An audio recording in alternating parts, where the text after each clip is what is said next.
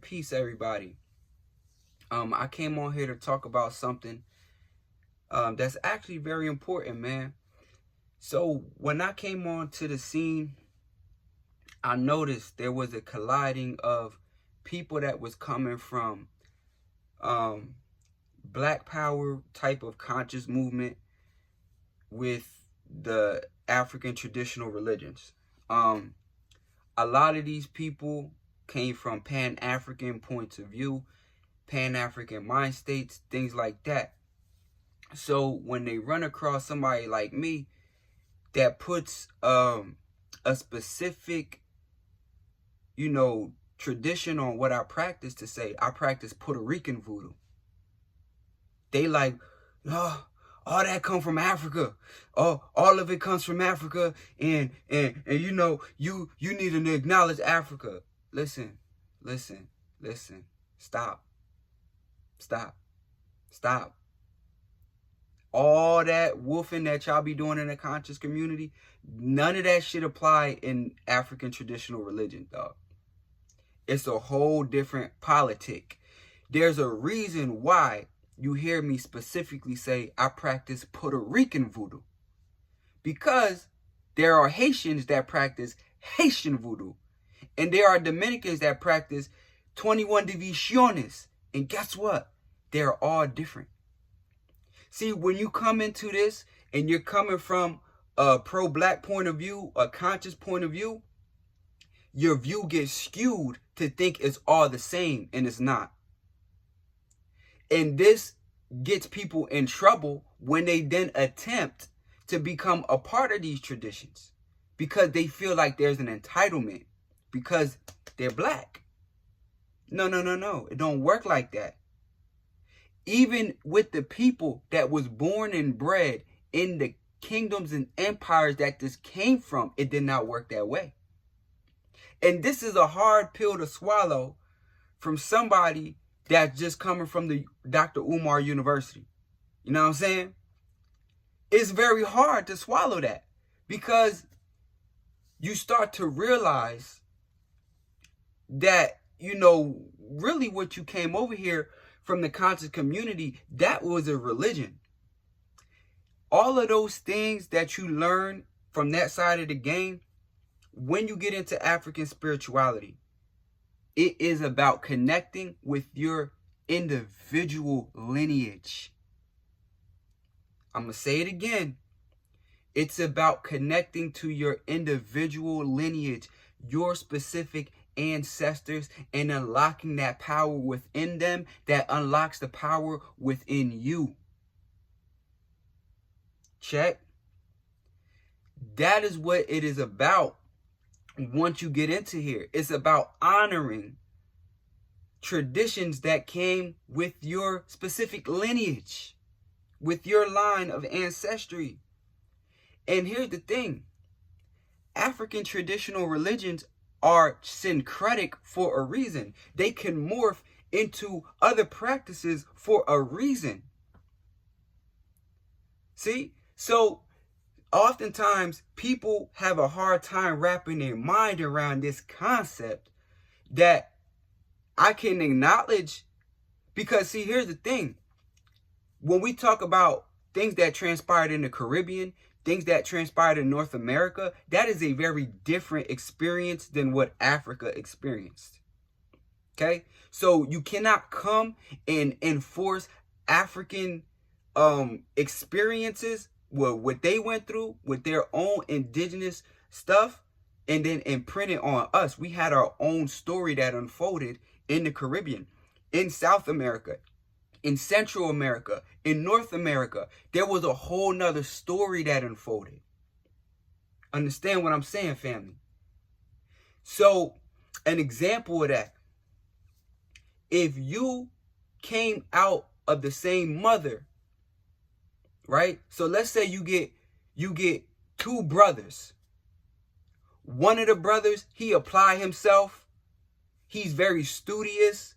He grows up to get into engineering and different aspects of technology, and he ends up patenting an invention that's very unique.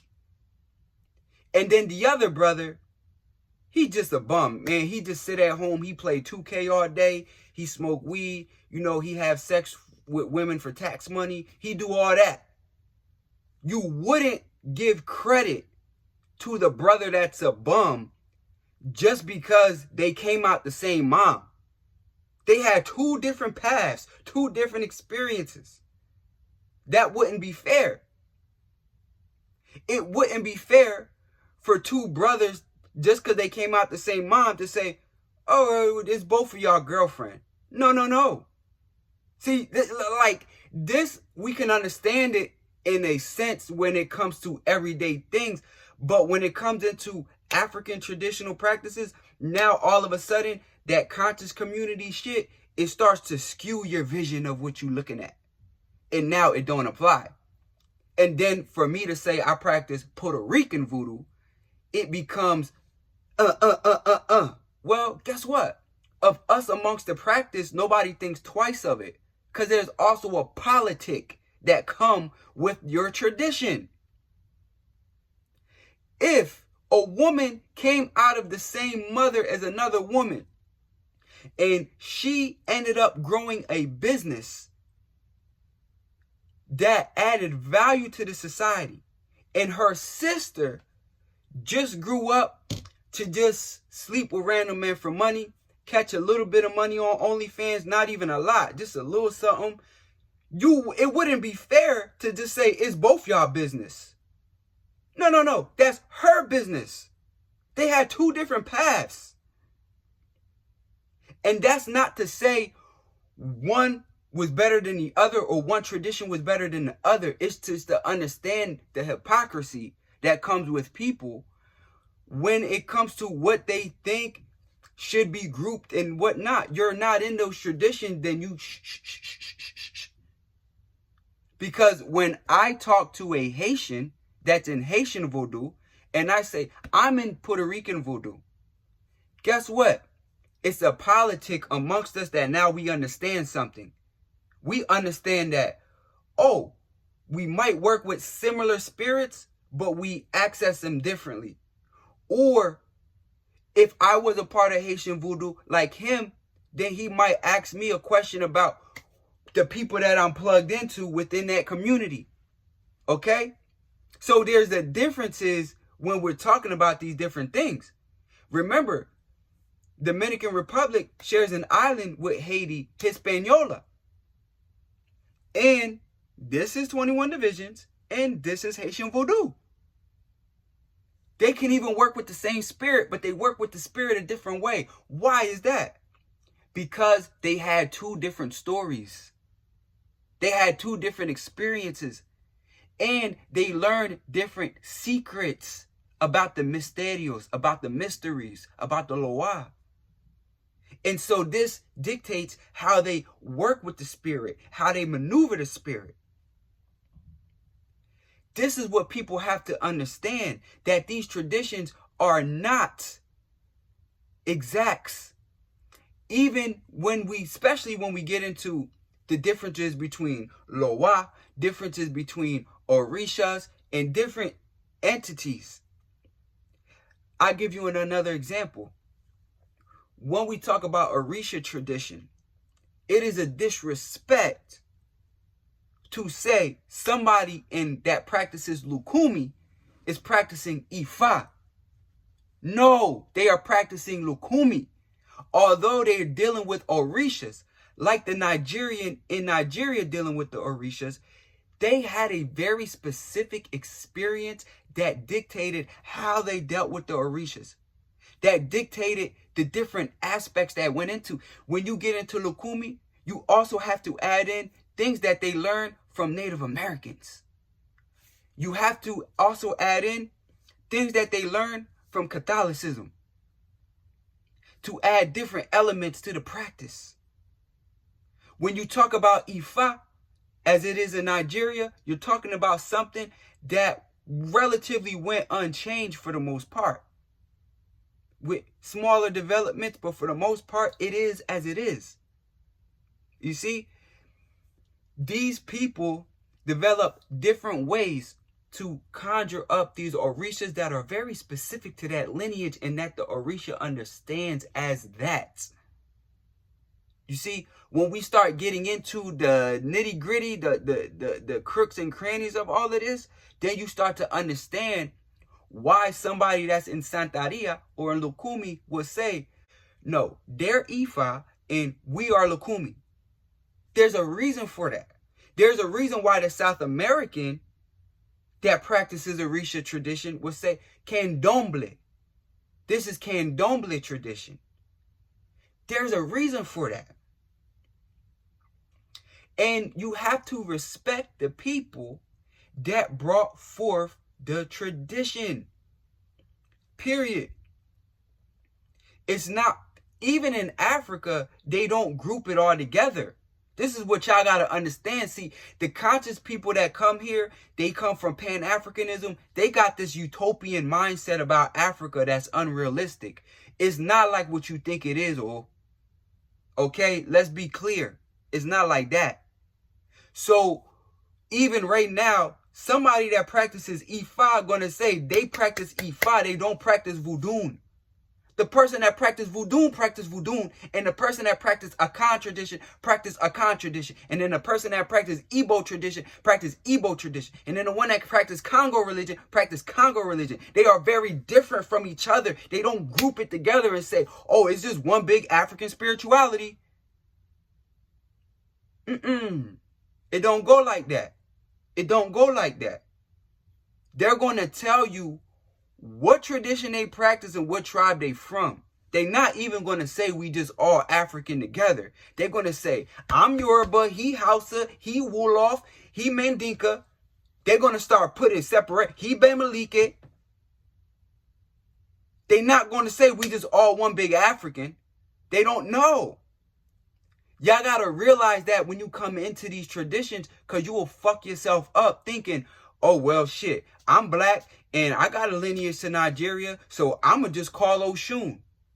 You know how many people I had to counsel because they done summons up Oshun and then their whole love life get thrown all the way out of whack? Seriously.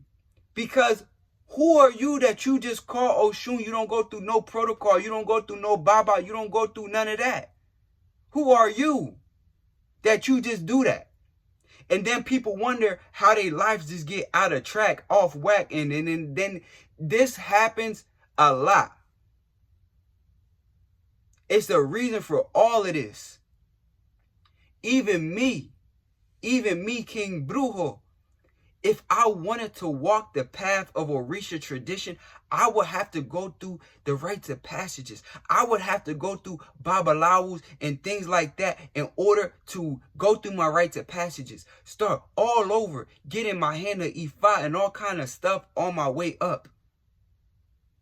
Because there's a reason that things are done this way. And you have to respect the tradition that it's coming from. If you don't, and you wind up in bad position, or that's your fault. Because now I'm telling you this. You have to go through people. That's why I created the mentorship. Because I wanted to make a cheaper way for people to get guidance along their paths, and I could help lead people into various traditions that they should be in. Or maybe they're to walk a more like a Brujo's path, and I can guide you on that.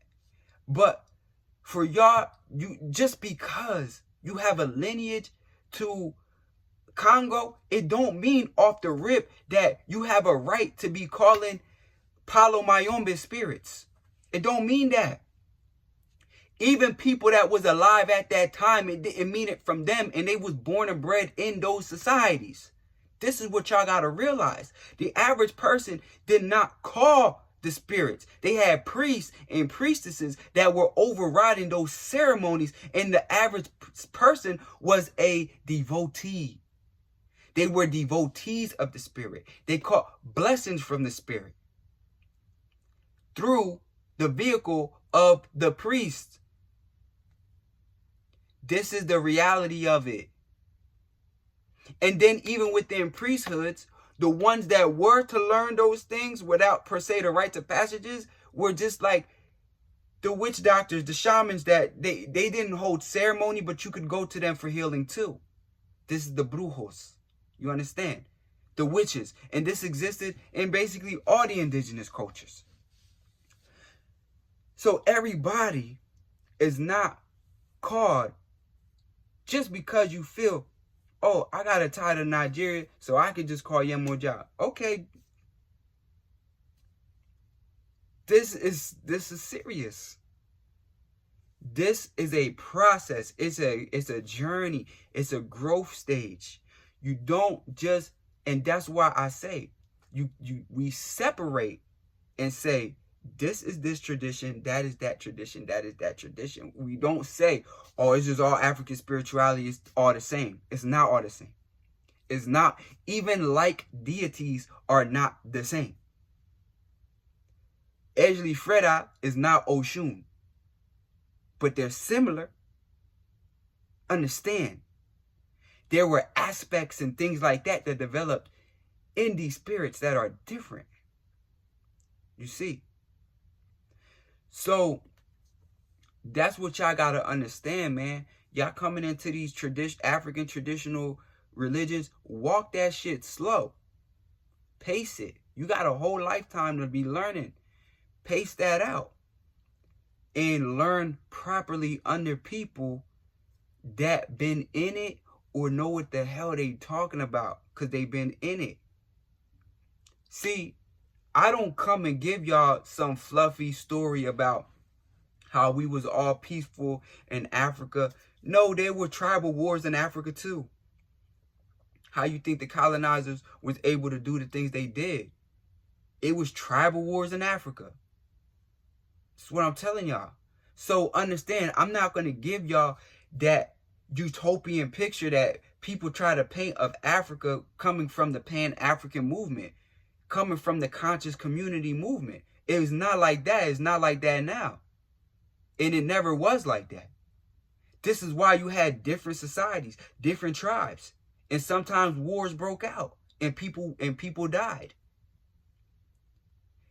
This is how you get so many divisions that happen in Africa. Even to go back to the Arab slave trade, the sub-Saharan slave trade. How were the Arabs able to do that? So y'all gotta understand that this is not what y'all think some, you know what I'm saying, kumbaya moments. No. You coming in this stuff to better your life and connect yourself to your ancestry. You're not coming in this life to be a part of no freedom fighter, none of that stuff. That's not what that is. All of that is defaults of being in it.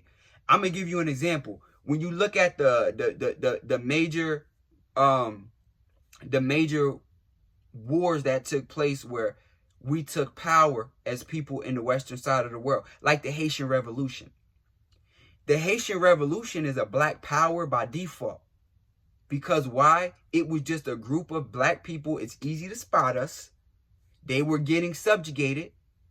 They were getting abused. They were put in slavery. All kind of horrible things was happening to them. And they said enough is enough. They rose up. They defeated the European superpowers. They defeated France, Spain, and Britain. Back to back to back. And they defeated Napoleon Bonaparte. Okay, so now let's realize that if all of that was truly just about black power, Africa would have stepped in, South America would have stepped in, everybody would have stepped in, all the black people all around the world, and black people will be ruling the world right now. That did not happen.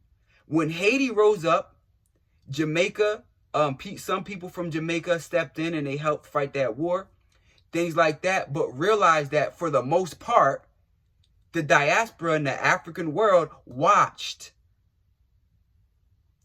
After the Haitian Revolution, other revolts were, other things that were like smaller revolts in the North America were inspired, but that wasn't a black power movement. That was just people that was being wronged that had enough. And it just so happened that they all happened to be of a similar ancestry, and they all had a similar tradition that they actually merged together on the island.